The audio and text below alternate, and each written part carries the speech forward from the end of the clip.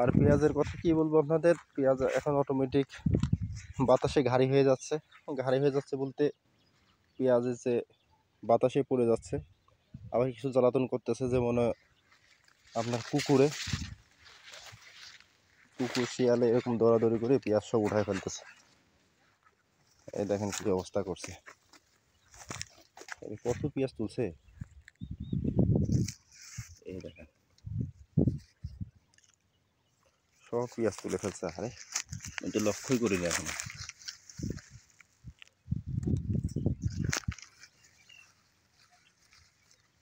কত পেঁয়াজ তুলে ফেলছে, অবস্থা অবস্থা রে, তো লক্ষ্যই করিনি।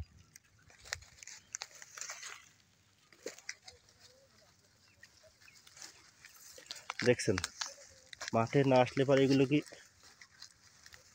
এখানে আমাদের পেঁয়াজের কোয়ালিটি বর্তমানে এমন হয়েছে, তো পেঁয়াজ তো পাকতে দিচ্ছে না, দেখতেছি যে ভাব কতগুলো পেঁয়াজ উঠাইছে।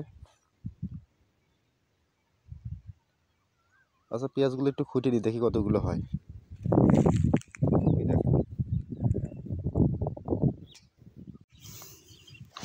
এই দেখেন কতগুলো পেঁয়াজ পাইলাম মাঠে এসে। আমাদের ভুঁইতে মানে যেখানে ইঁদুরের গর্ত ছিল সেখানে শিয়ালে হোক আর কুকুরি হোক হাঁচড়ায়ে পেঁয়াজগুলো উঠায় ফেলছে। কতগুলো পেঁয়াজ দেখেন উঠে গেছে। এখন মাঠে প্রতিনিয়তই ঘুরতে হবে, না ঘুরলে আসলে পেঁয়াজ এরকম উঠে পড়ে থাকবে। মানুষজন যে হাঁটা চলাচল করবে সে হয়তো নিয়ে গেল বা কেউ কুড়ায় নিয়ে গেল, তখন তো কিছু বলার থাকবে না। এই দেখেন কতগুলো পেঁয়াজ, দেখেন এখানে 2-4 কেজি পেঁয়াজ হবে। এখন প্রত্যেক মাঠে এরকম প্রতিদিন সকাল বিকাল ঘোরার দরকার, যে ভাব দেখতেছি। দেখছেন এতগুলো পেঁয়াজ এরকম উঠে পড়েছিল, আমি লক্ষ্যই করেছিলাম না। ভূমির ভিতর না ঢুকলে ঠিক করতাম না আসলে। পেঁয়াজ তুলতে এখনও 5-7 দিন 10 দিন দেরি আছে, কারণ এইভাবে অত্যাচার শুরু করে দিয়েছে, তত তো বেশি দিন রাখাই যাবে না বোঝা যাচ্ছে। আবার পেঁয়াজের দামও তো কম যে তাড়াতাড়ি তুলে কিছু বিক্রি করব। আসলে কী যে বলবো, আর দুঃখের কথা, যারা পেঁয়াজ লাগাইছে তারা একমাত্র বুঝতে পারতেছে যে কী যে যন্ত্রণা ভেতরে আছে সবাই। এত টাকা খরচ করে, এই জন্য পেঁয়াজ তুলতেও আসলে মানুষের সেরকম আগ্রহ নাই মাঠে, না হলে এতদিন পেঁয়াজ অনেকই উঠে যেত মাঠে থেকে। দাম না থাকলে কি ফসলকে তুলতে চাই। বাবা এখানে স্টোরি তোলার মতো হয়ে গেছে। এখন থেকে সকাল বিকাল পেঁয়াজের ভুঁইতে ঘুরতে হবে, তাছাড়া আর কোনো পথ নাই। তোমার স্কুল কই কাকু? দেখা যাচ্ছে না বোমের, হাঁটো আগায় যাও।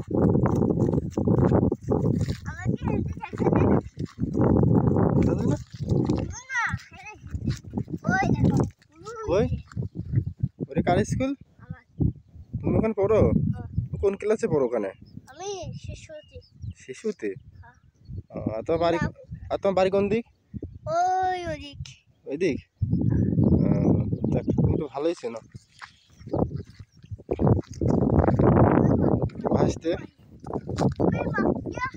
আমার পাড়াতো ভাইয়ের ছেলে, এদের কথাগুলো শুনতে খুব ভালো লাগে। কি হয়েছে? কি কুতু কুতু লাগতেছে? ও পেঁয়াজ কেমন হয়েছে আমারে বললে না তো। হুম আমার দাদুর সব ইয়ে পড়ে গেছে। তাই তোমার দাদু পেঁয়াজও পড়ে গেছে? আরে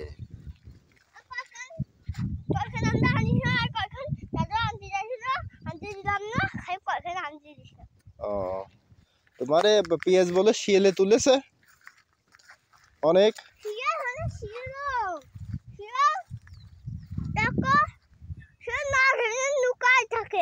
লুকায় থাকে? হ্যাঁ একটা কি গরু ছিল, সবাই মাথা খাইয়ে খাই ফেলছে। গরু ছুটে গেছিল? হ্যাঁ শিয়ালে। ও শালি মাঠে এইগুলো তো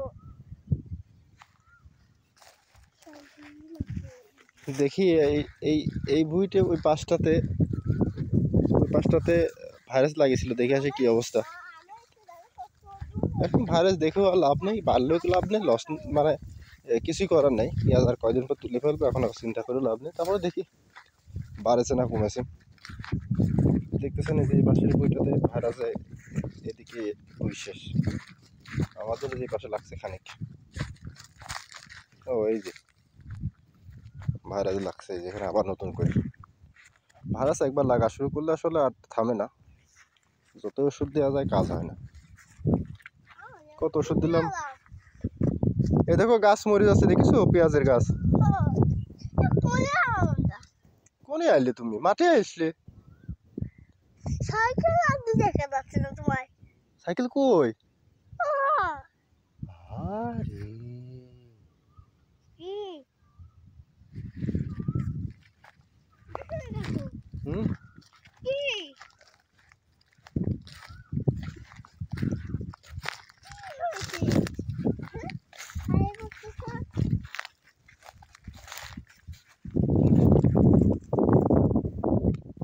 আচ্ছা আমরা চলে যাই। হ্যাঁ, বাইরে কি চালু হয়ে যাচ্ছে? বাইরে দেরি হয়ে যাচ্ছে। হ্যাঁ। বাইরে তুমি কি করবা যে দেরি হয়ে যাচ্ছে তোমার? কাম আছে। কি কাম আছে তোমার? তোমাদের খাবার ভাত কাটতে দিতে হবে। ছাগলের ঘাত কাটতে দিতে হবে? হ্যাঁ। ওরে বাবা, এবার হবে খেয়াল কাটতে। ভাত কাটতে তোমার নয় ভ্যা ভ্যা ভ্যা ভ্যা ভ্যা ভ্যা কান্না করবে। ও, তুমি এত কাজের ছেলে হয়ে গেছো তোমার।